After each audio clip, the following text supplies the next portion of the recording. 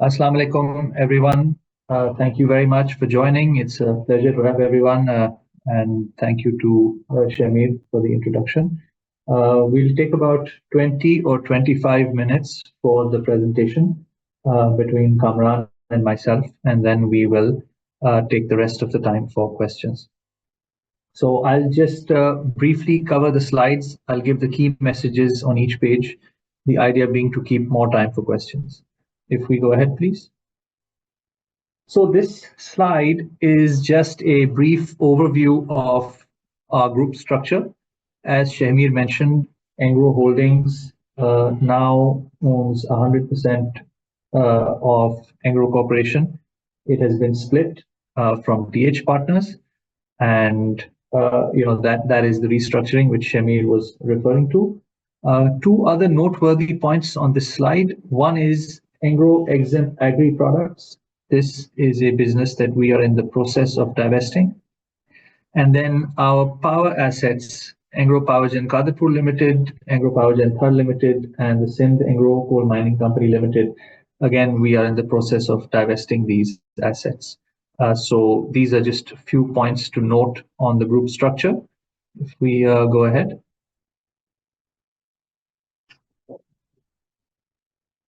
So this page just quickly summarizes the macro environment of the country. Everyone has access to this information. I think just the very brief highlights in 2024, positives were the policy rate improved on the back of improving inflation or reducing inflation. The stock exchange, the Karachi Stock KSE 100 index performed very well. There was a smooth transition of power during the elections, which was welcome.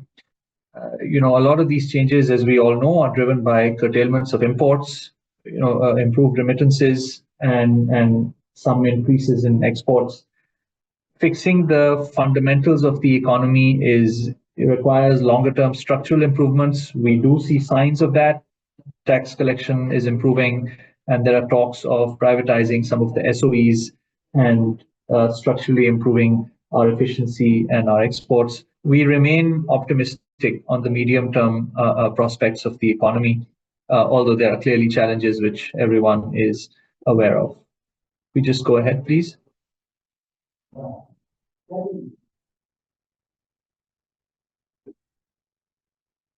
there are three areas covered on this slide. We'll be talking about performance in detail in the coming slides, so I'll leave that. Just in terms of capital allocation, worth highlighting that Engro has signed an amalgamation agreement with PMCL to acquire their portfolio of 10,600 towers, which positions us very strongly in the mobile tower space. We have also achieved a shareholder purchase agreement with MAP Rice Mills of Bestway Group to divest from our rice business. I already mentioned that we did a restructuring of the Daud Hercules Corporation into Engro Holdings and DH Partners. And so that has been completed. And then, as I also mentioned, we are in the process of divesting our thermal assets. We are in the process of getting the approvals for this transaction. And then awards and recognition, we'll mention this later, so I won't go into details now, but mashallah, the group was very fortunate to secure some prestigious awards in 2024. If we go to the next slide, please. So I'll hand it over to Kamran Saab to talk us through the equity portfolio of DH Corp. Thank you, Suleiman. First of all, welcome to all the attendees to the corporate briefing session. We have the Engro Holdings, which was previously Daud Hercules Corporation Limited. There were two sets of investment. One was a strategic investment, which we have been carrying since long, was Engro Corporation, which the value of Engro Corporation as of December 31st, the market value was 95.4 billion rupees.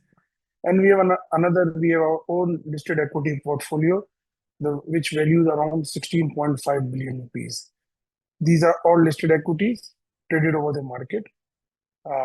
Next slide, please.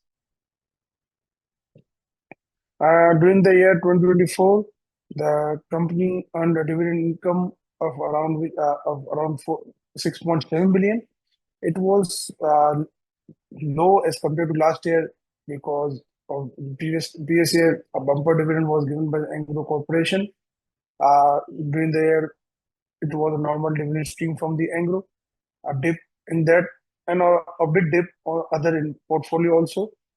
Uh, on the other side, we have, as we all know, the market performed really well during the year. Our portfolio also performed a 7.7 billion gain on quoted shares and some other income of around 0.1 billion. So overall return on investment was 14.4 billion during the year. Profitability remained at 9.9 billion and EPS of 20.48.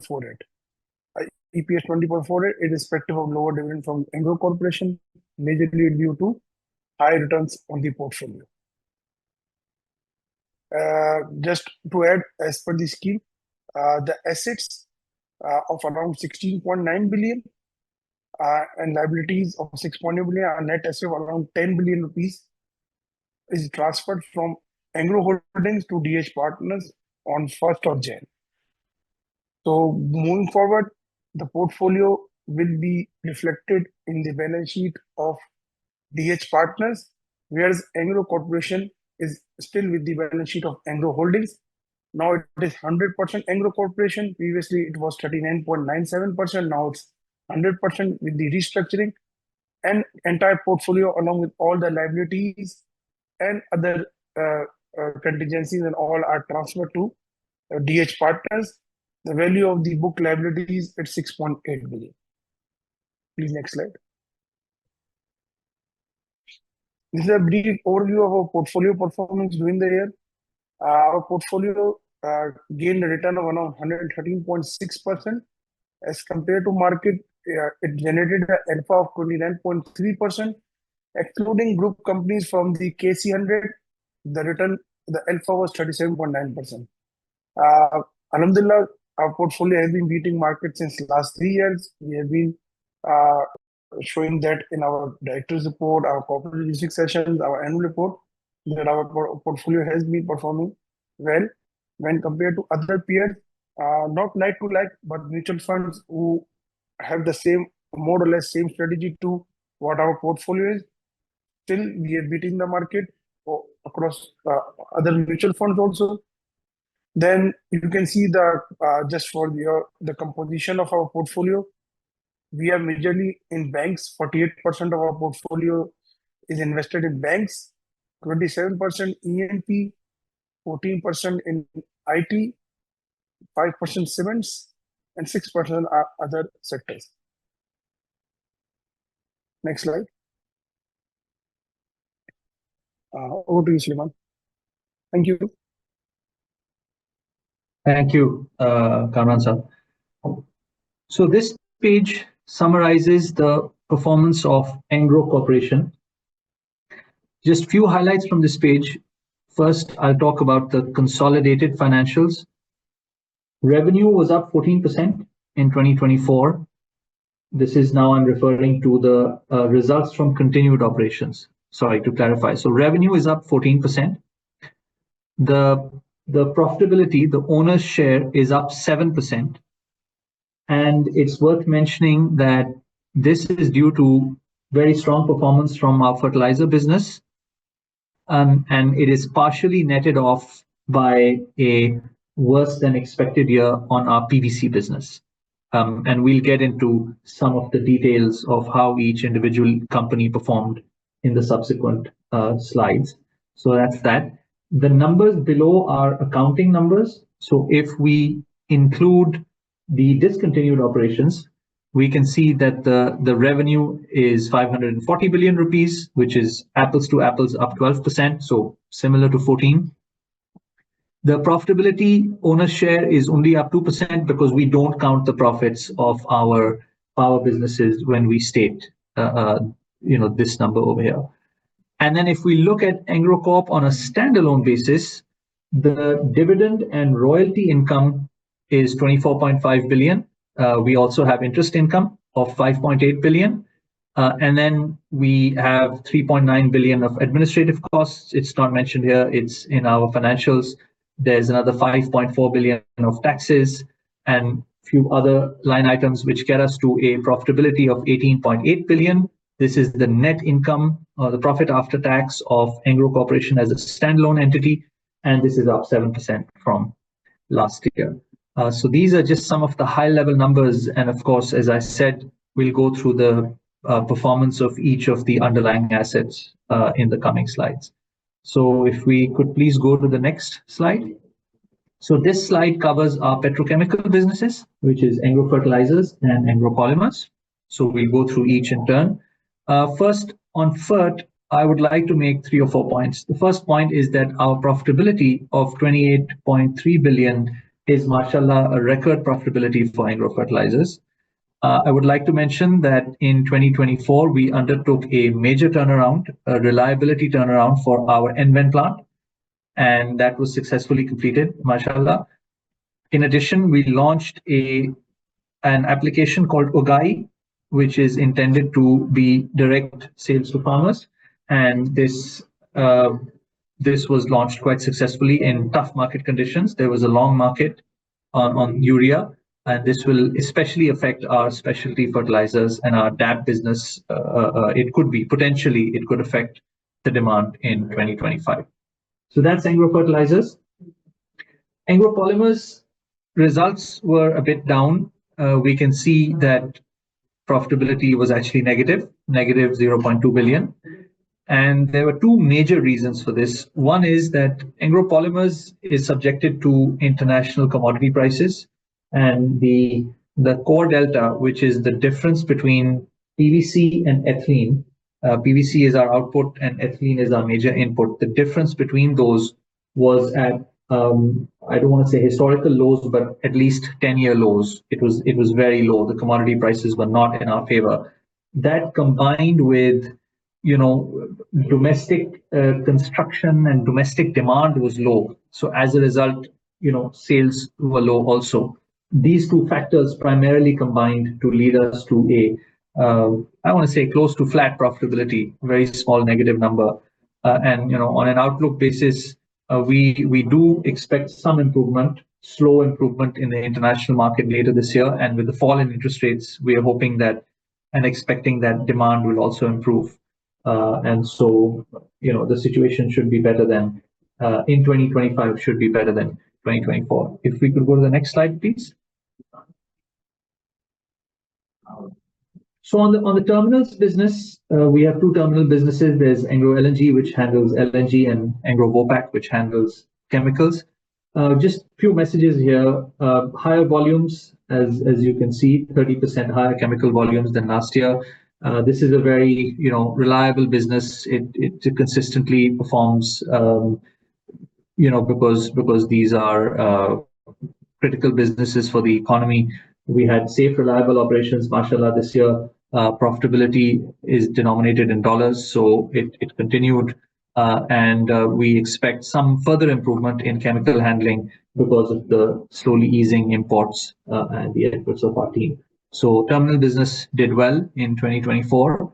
If we go ahead to Onfresh Air, just a couple of messages. I think the first message is that the business continued to grow, although the interest rate environment was not in our favor. This is a highly levered business.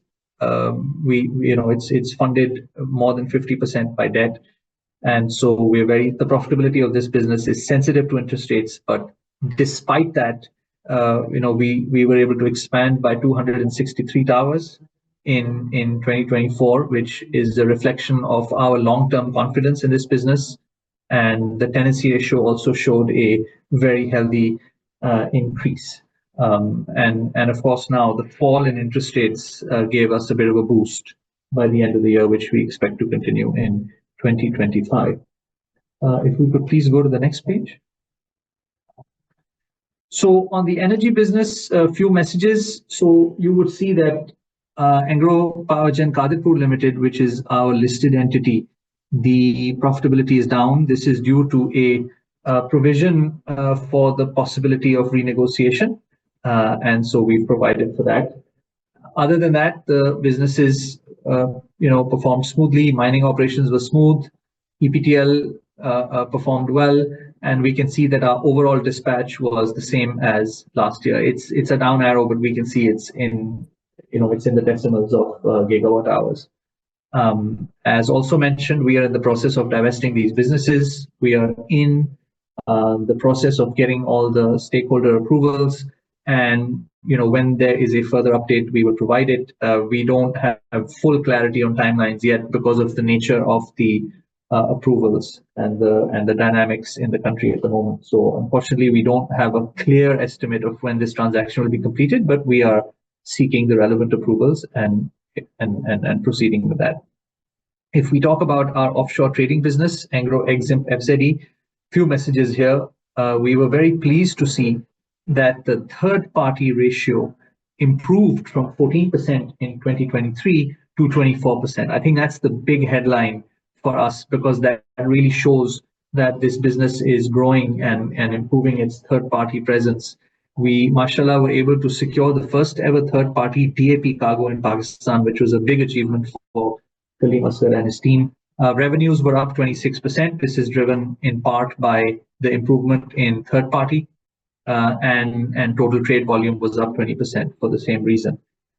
So, very encouraging signs for the future of this business. If we could please go to the next slide, and then this is our associate company, FCEPL. It's a public company, and so I'm sure that many of you would have attended the analyst briefing for that. But just very briefly, the story of this business, as we all know, was that it was taxed in the middle of the year. A tax was placed on milk, and this led to volumes declining by about 3%. It's not on the chart, but volumes were down 3%. The tax, we could pass it on, some major component of it, and so prices were up 10% on a, if I compare year to year. So we can see revenues are up 7%. We were able to pass on, but it's an elastic business, so the revenues are only up 7%. Very encouraging is that the profitability is up 46%, and this is driven by 2 or 3 factors. The big factors are supply chain efficiencies and also fixed cost efficiency. So I think the team responded well to the challenge of the sales tax. As we can see, it's a very thin margin business. It's about a 2% net margin business. So, supply chain efficiencies, fixed costs, these things have an outsized impact on profitability, which is what we saw from Engro Foods, and they delivered a dividend, which was, mashallah, a positive outcome. I'm through 20 minutes, so I'll try and speed up here. We are extremely proud of our team and the efforts that thousands of Engro employees put, and the culture, and mashallah, it's a great validation for us when it is recognized in the form of awards. There's a number on this page. I'll just quickly refer to the PSX awards. Engro Corp emerged as the top company in this award. Engrofert was the runner-up, and EPCL was positioned at number 13. So these are 3 of our 4 listed subsidiaries, and mashallah, we are very proud of all the other awards also. If we can go to the next page, please. Just more awards that Engro companies won. If we just go ahead, please. We're also extremely, it's a part of Engro's identity and culture to look after the environment and the communities in which we live. And so there are a large number of sustainability initiatives which are ongoing. These include both the environment, society, as well as our businesses. A huge number of these are under the ambit of Engro Foundation, which is so capably led by Fawad Sumro. I won't go through the details right now. This presentation has links to Engro's sustainability report and our website, and more details will be available over there. And if anyone has any specific questions, you can always message us about any specific initiatives, and then our team will be very happy to get the relevant information and revert back to you. If we go ahead. Yeah, so this is just more details on the sustainability initiatives. These will be put in the presentation on our website. If we go to the next page. So that's all from us in terms of presentation. And now Kamran Saab and I will take any questions that the audience may have.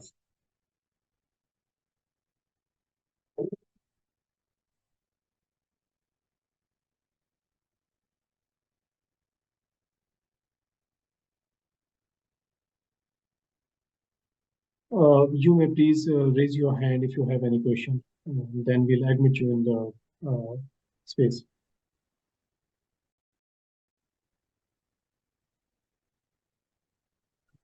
Alaikum Sulaiman Saab, this is Shankar from Topline Securities. अस्सलाम Uh, वालेकुम शंकर, कैसे हैं आप?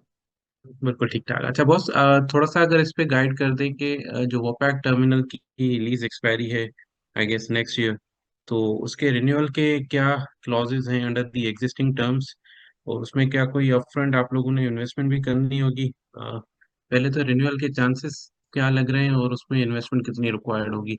और दूसरा, जो आपका thermal assets हैं उसके रेवेन्यू तो आपने बताए थे, बट अगर प्रॉफिट भी कोट कर दें और उसकी ट्रांजैक्शन का क्या स्टेटस है? दो प्रॉफिट पार्ट नहीं है एंग्रो का, बट अगेन उसका स्टैंड अलोन प्रॉफिट क्या होगा? थैंक यू शंकर साहब, hope you well, nice to hear from you again. तो टर्मिनल्स पे मैं पहले जवाब दे देता हूँ। This our contract with PQA expires in 2026 in the middle of the year.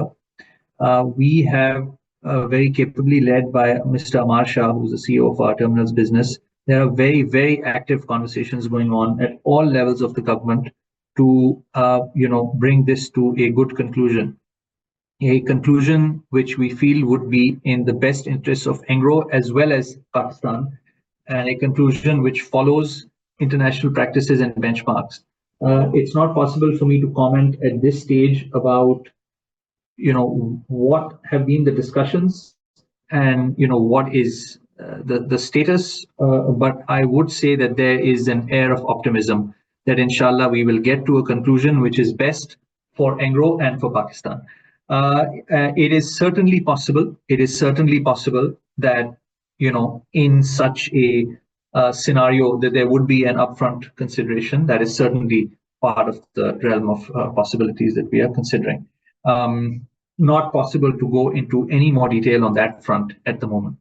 And then if we just get to energy, as you know, EPQL is a listed company, and we've quoted the profitability of that. EPTL and SECMEC, again, are private companies, so I won't be, revealing what the profits are, but suffice to say that both these companies performed extremely strongly this year, both in terms of accounting, PAT, and also, in terms of cash and dividend collection. So we were very pleased with the performance of these businesses this year. Oh, and then your last question was about the status of the transaction. So as I said earlier, we are in the process of vigorously pursuing all the requisite approvals that are needed to bring this to a close. Again, it's not really possible to comment on the probabilities and the timelines at this stage. It would be premature to give any information on that. Thank you for the thoughtful questions, as always, Shankar Saab.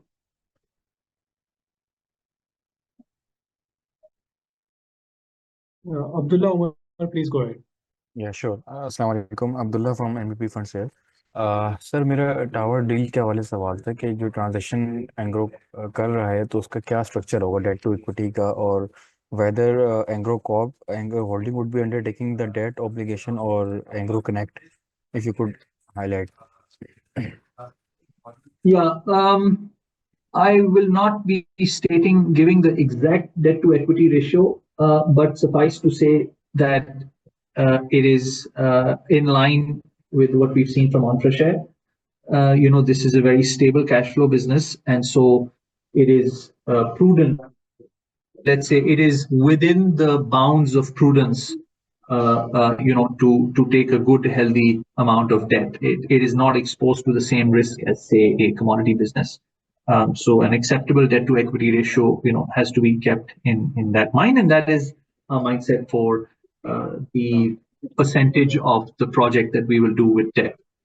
As regards your second question, this transaction is being conducted by Engro Corp.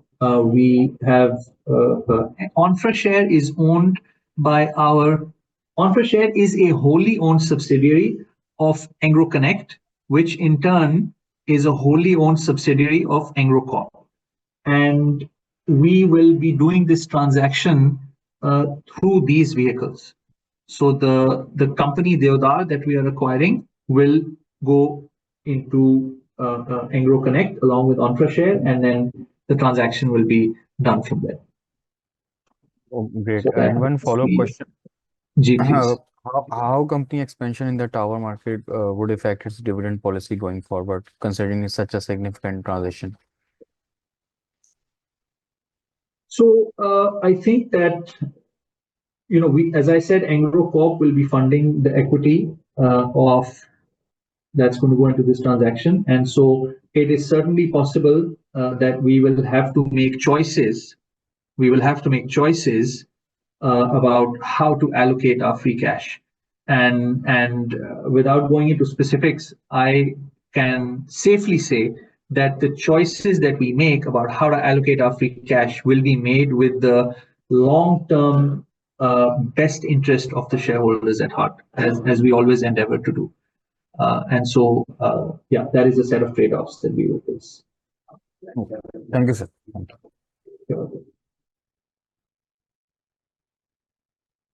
Mr. Suleiman Mania, please go ahead. Assalamualaikum, sir. Sir, firstly, one of the first questions which I have is that you've sold EPQL, which is obviously a listed company, which was owned by the power business. However, don't you think it made a lot of sense for you to sell this company on the stock market rather than through a private transaction? Because what it has done is it has actually like destroyed shareholder value for Engro as well. And the other thing is that you do not benefit from the majority premium aspect. So if you sell a stock, if you sell a company on the stock market, then as investors, as investors bid up prices, then you get that majority premium as well. So what was the thinking behind that? And I have two follow-ups, sir. Please go ahead. No, if you could answer this, and then I can take the other. Oh, okay. Yeah, look, that's a very good question. I just, there are many considerations, when we go through a transaction of this nature. Without giving away, any proprietary information, I will say that we had to look beyond just the total consideration that we got for EPQL. We tried to maximize the overall transaction, and I don't just mean the price. I mean there's a number of considerations which you keep in mind, which is the timing, the approvals, etc., etc. So we felt that the best outcome for our shareholders was to enter into a single deal with a single buyer who would take all the assets from us at a very good price, and which would then lead to an ability for us to redeploy those free cash flows into sectors that we would want to be in the future. So a lot of factors were taken into account, and that's how we arrived at the decision to go with a kind of a strategic sale. So that was kind of the thinking that went on, and then you had two follow-ups. Yeah. So if let's say the government does not, let's say, renew the lease for WOPAC. So like we've seen in the case of PICT, where the government did not renew the lease, and that happened because this is Port Qasim asset, right, in the vicinity. Yeah. So Absolutely. what happens then? So there's a range of possible outcomes. So one outcome that could happen here is that the lease is renewed. One outcome that could happen here is that there is bidding, and Engro gets a right of first refusal. I'm just, putting out options. Another option is that there's an open bidding. Another option is that, if the government feels that in order to have open bidding, if the time frame is too short, there could be some sort of, short-term continuation leading to a bidding. So there's a wide variety of options out there, and at this stage, it's impossible for us to comment on what is the probability of each one of these outcomes. But as I said, Amar and his team are pursuing, to find the best outcome for the country and for Engro. You had a second Sir, follow-up, Sulaiman sure, Saab. sir. So just last two questions, sir. So I was looking at globally, some of the satellite companies are now trying to disrupt the tower businesses in a lot of countries, right? So let's say if Starlink gets access in Pakistan, right? Yes, yes. How does that impact this new business? Absolutely. And you said you And had two was that the follow-ups. caveat, which is why Mobilink sold off? Okay, yeah, you'll see that I'm smiling, and this is a topic that comes up quite often. It comes up in internal meetings. It comes up with our financiers, and I'm very glad to hear it here. And I would love to have a chance to address that question because it's very, very important to remove certain misconceptions about satellites. So we'd love to get into that. You said you had another question also, Sulaiman But Saab? last question was, sir, the government continues to tax holding companies, right? Obviously, you still have a holding company structure. You've tried to improve it through the current structure, which has allowed Dowd Hercules to be Yeah. a part of Engro. Yeah. But still, why don't you think of trying to separate this? Like you give a specie dividend of in Engro fertilizer, and then you not only benefit, Engro benefits more because of this, but because at the end of the day, these are stable companies, right? You don't have a benefit of holding these companies for perpetuity.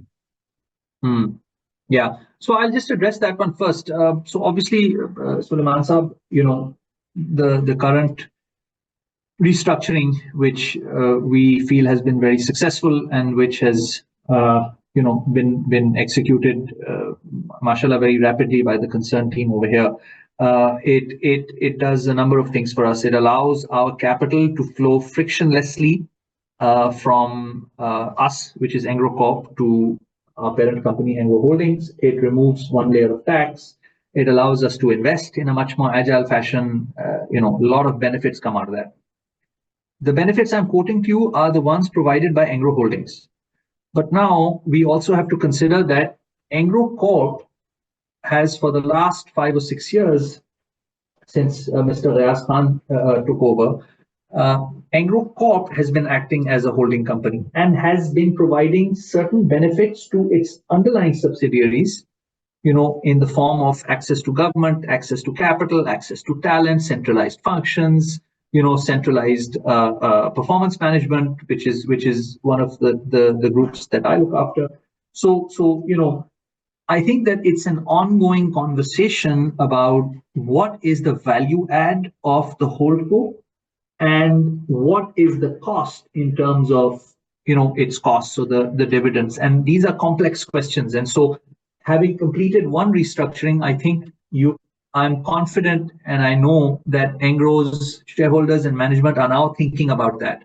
And they're trying to figure out what is the optimum, size and role of Engro Corp, which would create the most value for shareholders. Because holdcos do exist around the world. And although the tax is quite high in Pakistan, we have to find that optimal model.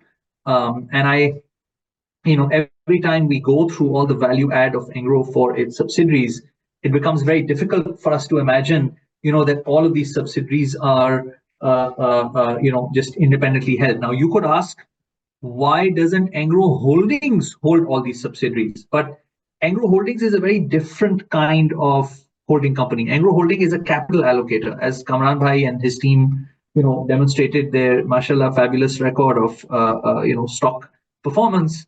So Engro Holding is an investment holding co, whereas Engro Corp is a strategic holding co. So merging those two is not wise from our thinking at the moment. And so we're in the process of trying to figure out that optimal role and value creation by Engro Corporation.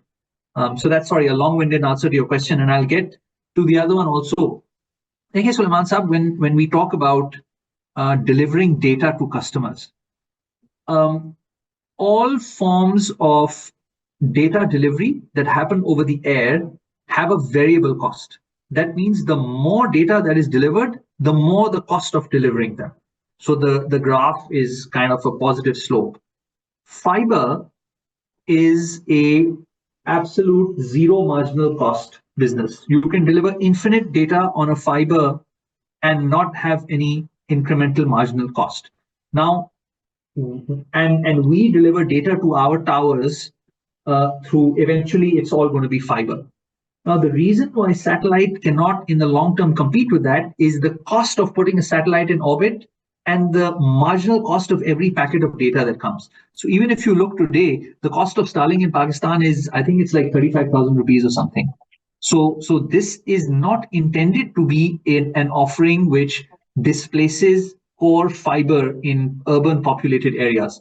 The value proposition of these satellite companies is that in those areas where the fiber network cannot reach, it is a very cost-effective way to provide internet.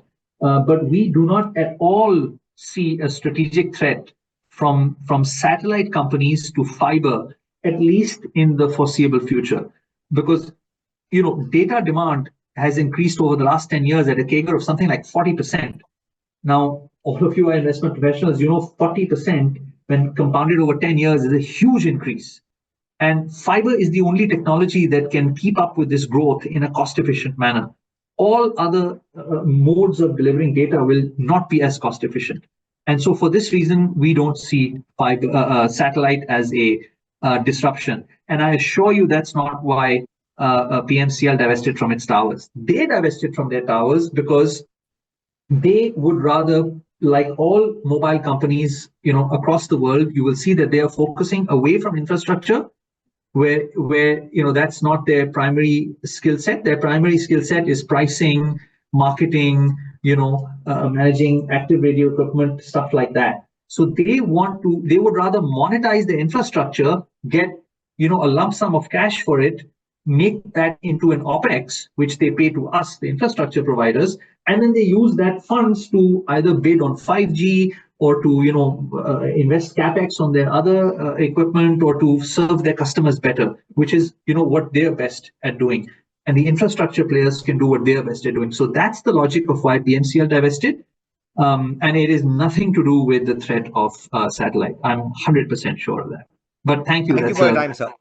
It's a a topic that I love to discuss and clarify. So thank you for bringing it up. Shamir, who's the next question?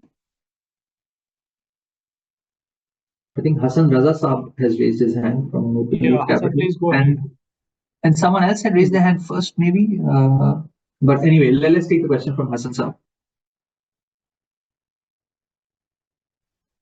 Hassan, please go ahead.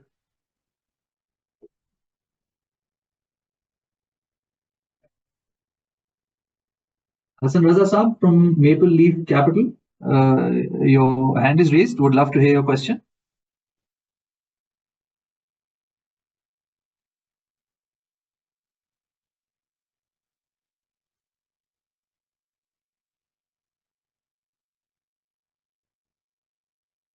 Okay. Hassan Raza Saab says unable to unmute. Ji, please. Yes, I can unmute now. Ji, please. Okay, so my question is regarding your thermal divestment. I would like to go back to your last corporate briefing, which was held by your group CFO, Mr. Farooq Barkat Ali. And I want to repeat some of the things he said. At that time, he gave us 6 to 9 months completion timeline for this deal. Yeah. And he was asked that if the IPP's expected renegotiation would have any impact on this deal, and then at which he said that the agreement is final and contains no step out provisions. So my question is that has something changed between then and now, due to which you are unable to provide a clear timeline? As you know, Azan Saab, the power sector in Pakistan is a very, very dynamic sector. There are a lot of changing dynamics that are happening at all times. And, a lot of the approvals that we have to get are linked to those dynamics. And so our effort right now is to try and get the approvals and to try and make this deal happen. If you say, has something changed? I would say it's a very dynamic industry, and there've been a lot of changes. Everyone knows what those changes are. No need to repeat. And so at the moment, we are just faced with the landscape that we are faced with, and we have to try and get the approvals done and make the deal happen. And so when we have any further concrete information, we'll be in a position to provide it.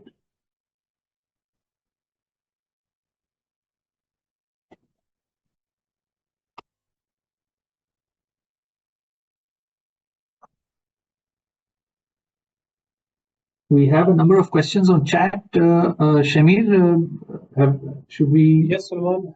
Yes, our team is answering all those questions which are being posted on the Q&A chat.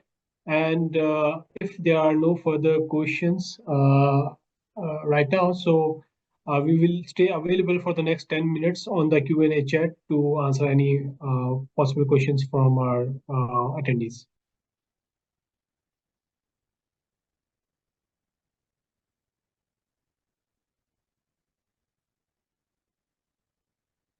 All right.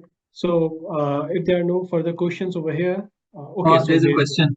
There's a question from Yashpal Saab. Yashpal, okay. Yashpal, please go ahead.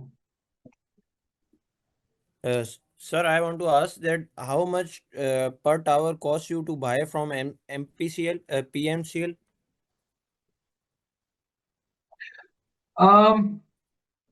So I can't comment right now on the number. Actually, no. This number, I'll just refer to the team. Have we've disclosed this number? Have we? Shami, we disclosed the size of the deal, right? That's public information. Yes, we have disclosed the size of the deal.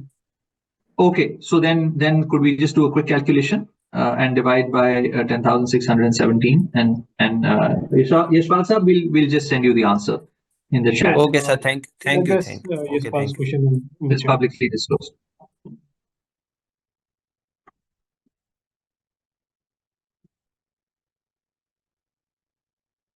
Okay, well, a very warm thank you to everyone for taking out the time and attending. We really appreciate your time. Also, a warm thank you to everyone for all the questions that you asked and the engaging discussions. Kamran Saab, any comment from you?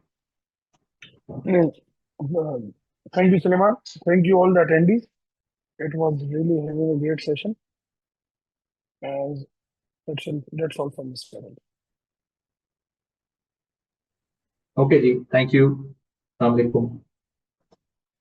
All right. Thank you so much, everyone, for attending. Thank you. We'll be available for on the chat for any questions which we can answer.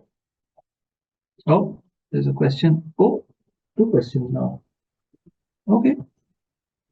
Thank you, Sulaiman Saab. Thank you for having us. Just a quick question. I was just looking at Engro Holdings accounts, the results that you announced. As you rightly said, that these are these should be compared probably with Daud Hercules accounts. But since the new number of shares haven't been created, which should actually take the overall shareholding to 1.2 billion outstanding shares, I assume that the owners controlling interest, the number, is also not truly reflecting what actually would have been had we be looking at Engro's account. So what should be the true representation of that owner, OCI and NCI? Because when I look at NCI is now disproportionately bloated. So will there be some sort of rectification going forward in March and probably June accounts? And what sort of a realistic number should we look at? I think this is a question for Kamran Saab, and I think that he may have dropped off because we thought that the session was closed. I am associated with Engro Corporation, so questions about Engro Holdings would be so. Shamir or someone on the team, could we take this question and get Kamran Saab to, and could we just revert back to Ahmed? Could we do that, please? Sure, sir. Sure. I can take any questions about Engro Corporation and its holdings. Sorry, Ahmed, I'm not. I don't represent Engro Holdings, so it's not possible for me to comment on that. Fahad Munir has a question.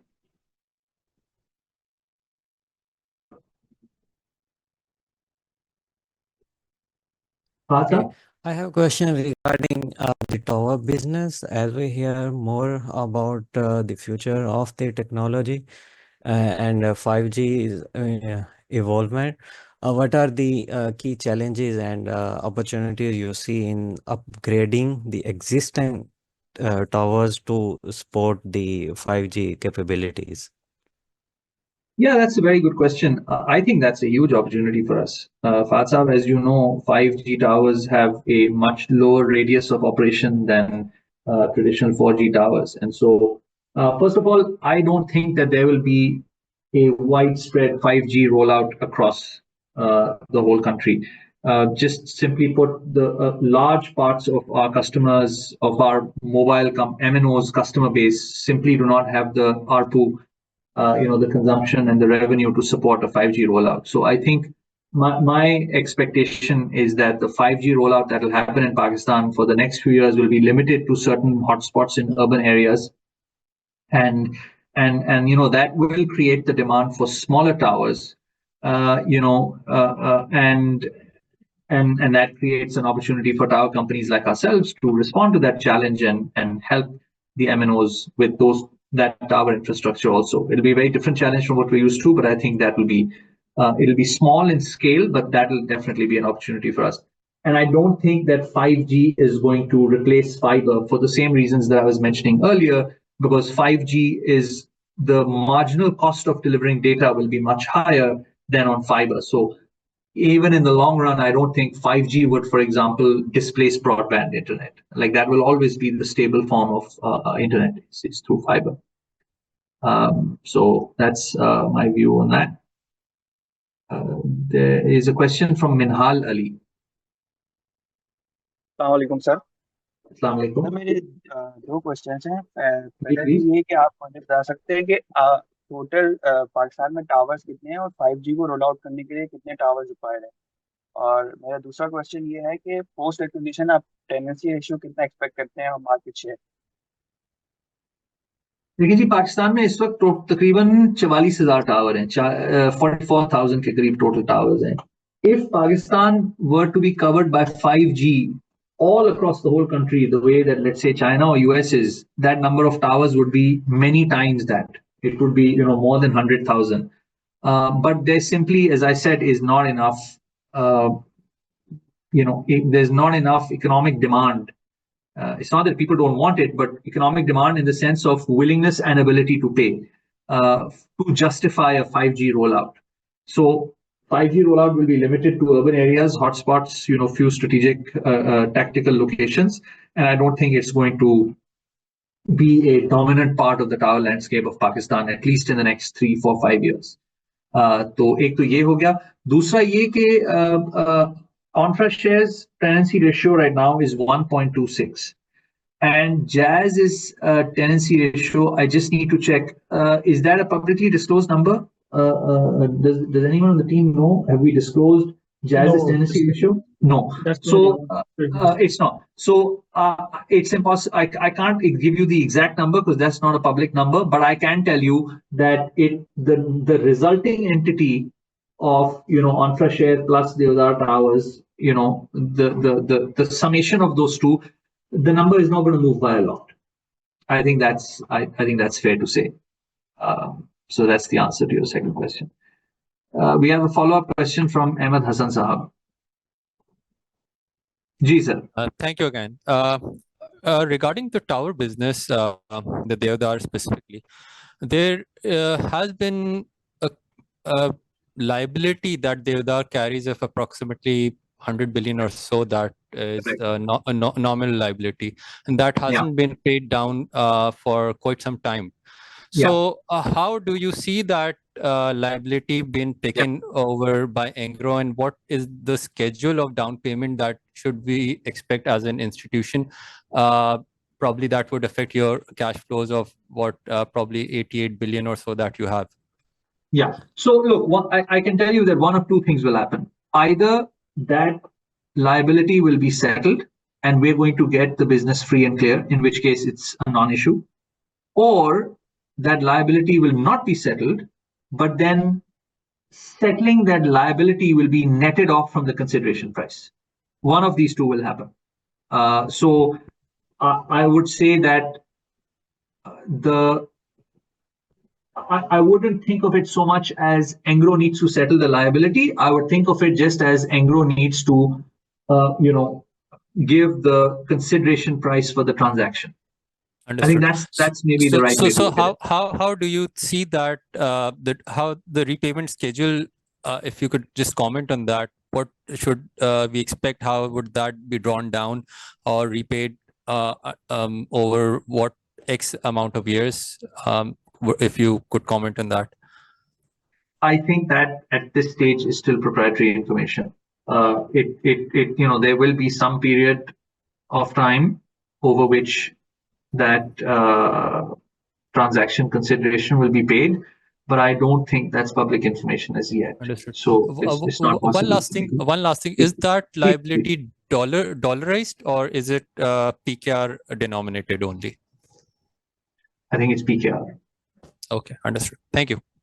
You're welcome. We have a question from Minhal sir.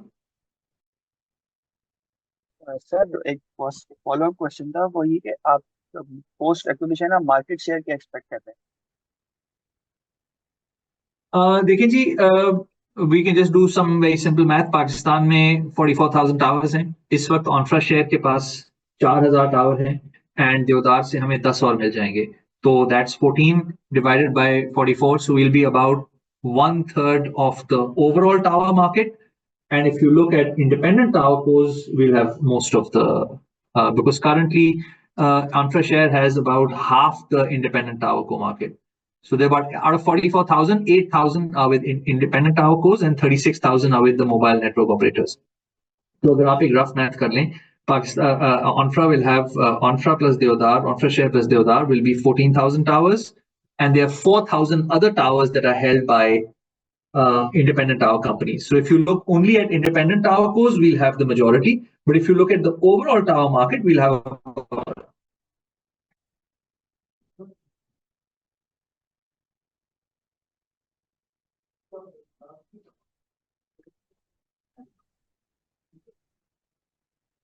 okay, team, have we addressed all questions in the chat? I just want to make sure everyone's questions. We were just replying to people directly. Is that the plan? Yes, Salman, we are addressing all the questions. Yeah. So let's do that. That's fabulous.